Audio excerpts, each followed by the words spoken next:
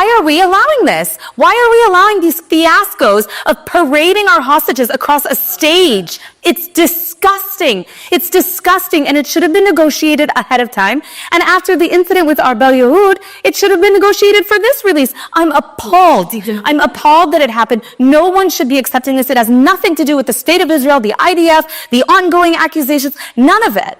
None of it. And the fact that no one has done anything. Even Trump's response, he said, it also reminded him of Auschwitz. And I hate this comparison, but there's nothing else you can think when you see that. But even his response was, we don't know how much longer we can accept this. How much longer? Yeah. How about not at all? It shouldn't be happening, and it should never happen again. It should never have happened in the first place. You're the president of the United States. Do something. Do something. It's not that difficult. Okay, so do something. I'm mad. He did something this week that only we could have dreamed of saying or doing. He's completely changed the conversation, and he's saying to Hamas, you know what, guys, you cannot continue ruling there, and we're going to take over. And the world's gone bananas. It's gone bananas, and this is the genius of this man. Love him or hate him, he controls the conversation. And what I think he's doing, maybe he means it, but maybe he's just trying to change the conversation and force the Arab countries to be part of the solution and not the problem. Because just when Saudi and the Emirates are saying, we want to wash our hands of this dirty Gaza business, he's saying, okay, we're going to make it into Singapore if you're not going to do it because it's prime real estate, because that's how Trump thinks. The U.S. will take over the Gaza Strip, and we will do a job with it too.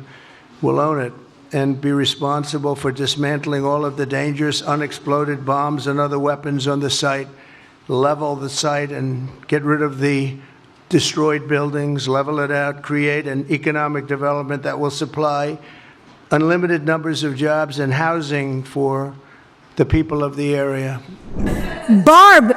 For sure. I mean, we're still rewarding terrorists. We're still trying to deal with them. We're still trying to make deals. And what I love about Trump, I'm an independent, but I really love a lot of the things that he's doing and saying is that he's a businessman. He's like, all right, we'll try something new. You know what I mean? And we'll do some things it'll be beautiful, but beautiful, I mean, it's beautiful. Yeah. And I love that we as Americans and Israel and the UN has thrown so much money at terrorists trying to appease them and saying, well, maybe if we just give them more money, then they'll be quieter. They'll work with us. It's not the right way to go after so many years.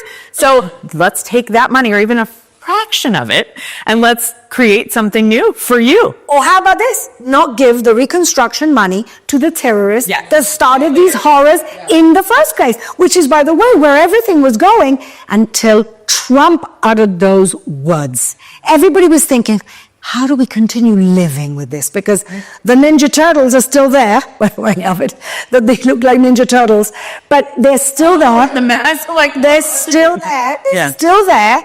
And nobody's thinking creatively. And then Trump comes and just slaps everybody into shape. It was absolute genius. And I don't know whether you saw this, but even Bibi seemed surprised when he said it. Did you see that? His facial expressions during this press. First of all, this was the best press conference I've ever seen in my life. I mean, peak entertainment. Like, I would watch it all day long. You see that journalist from Afghanistan is like, I love your voice, but I don't know what you're saying. Purple. Okay, I changed, guys. I had to, that was cringing the entire time. I felt like, what is going to happen right now? And doing it.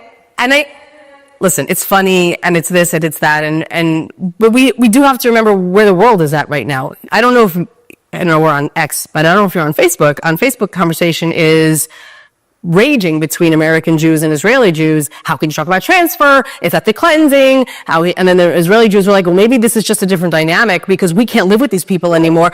So I'm saying there is another angle, there's an angle to this conversation that we have to at least acknowledge. People are raging at what he said. Yes. I agree with you.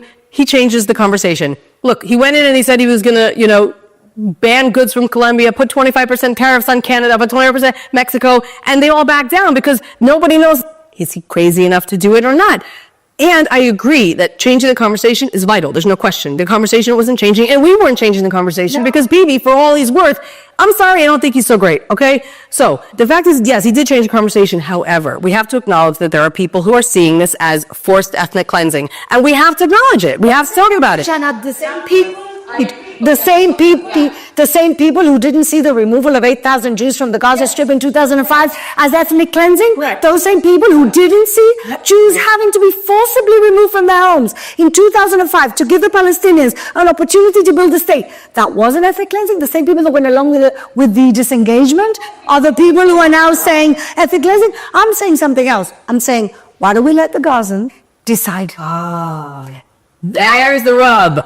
What is the rub? Let the Gazans decide. And to that point, somebody in Gaza put out on X, you must have seen this, The different interviews of the people saying, we want to go. Look at this. أنا من عندها سافر لأنه هون ما ضلش حياة. هذه الحياة انعدمت. يعني طلع أنت المنظر ما ضلش في حياة هم بالمرة. أنا بطلب من ترامب نفسه يهجرنا زي ما طلب.